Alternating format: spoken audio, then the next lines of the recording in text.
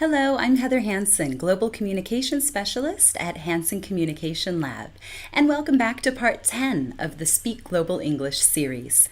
Why word stress is important. I know we all have enough stress in our lives, but have you ever thought about word stress?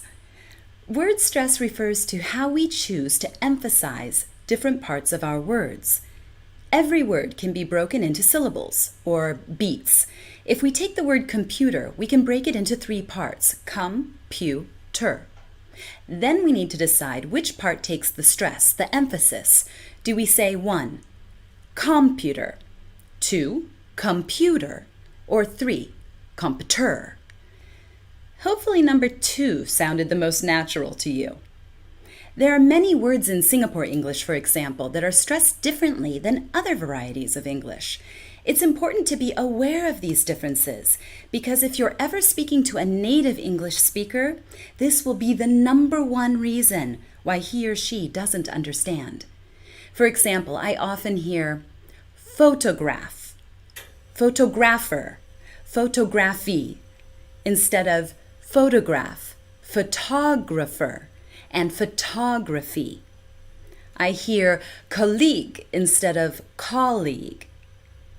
And I also hear purchase instead of purchase.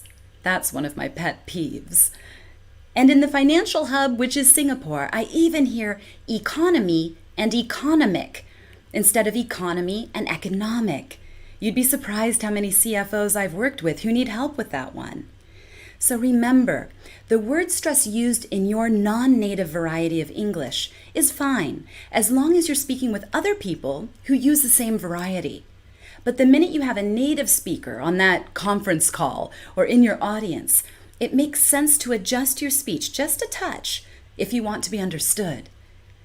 If you'd like more people in your company to start speaking clear global English, visit hansencomlab.com for information on training opportunities, or come join the revolution at speakglobalenglish.org. I'll see you next time with part 11 of this 22-part Global English video series. Make sure to subscribe so you don't miss any of them, and